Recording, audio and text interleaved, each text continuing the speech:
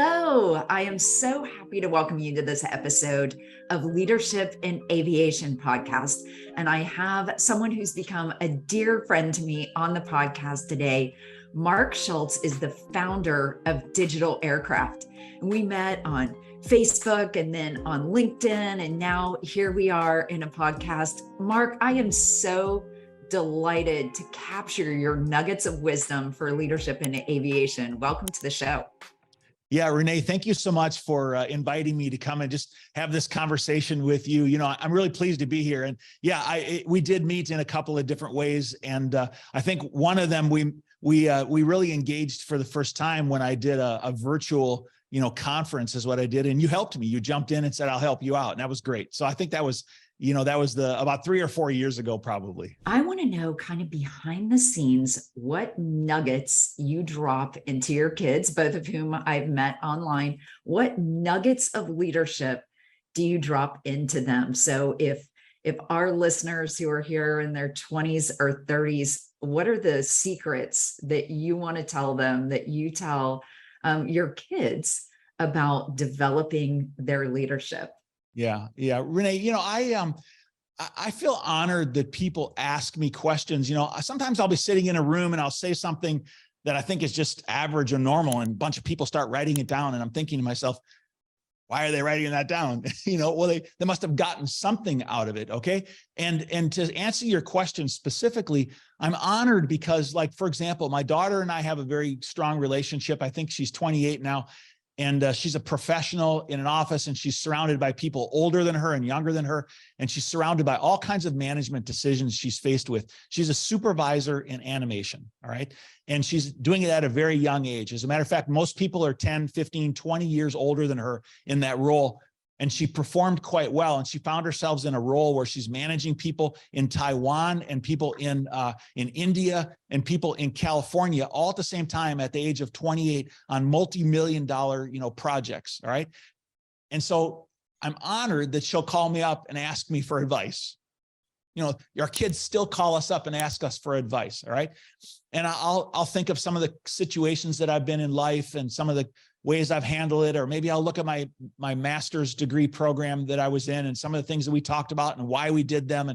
And so I'll draw on the things I've learned and the experiences I've had in life, and I'll share them with her. I make it very clear to her that I'm not telling you what to do. Don't go do what I tell you. I'm giving you ideas and information that I've acquired over the years, and I can share with you so that you don't have to spend 20 years figuring this out. And then you can apply that to your situation and say, does this make sense? Should I use this, style that you handled things, or can I use this in the way you handled a difficult boss, or the way you handled a non-performing employee, or things like that. And I'll just share information with her, and she will herself assess the situation and make her own decisions. All right. And so, Renee, many times there's a couple of key things I want to point out. Number one is that if I can help people to do something from the knowledge I've acquired over time, I feel very successful. I told you I have a helpful nature. And if I can help people do that and do it faster and better because of something I've learned, I feel like I've been a success. That's the first thing. Okay.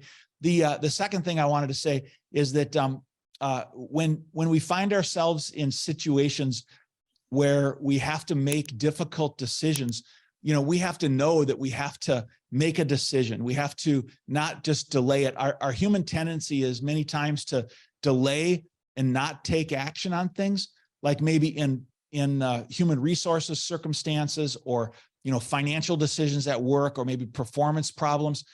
And so I try to give them some perspective on, that these things are important to do. I remember the very first time I ever had to lay off people in a business. I could not sleep that night. I was up all night long, and because I was affecting people's lives and people's families in doing that.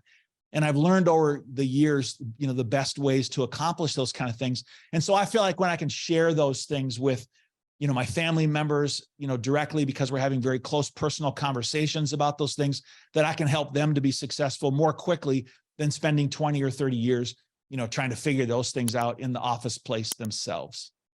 I love that. So what I wrote down, and I hope that everyone who's listening is writing these same things down and thinking about them, is that you advise for people to look for coaches or mentors. And if they're lucky enough to have a parent like you in their life, that's an obvious choice.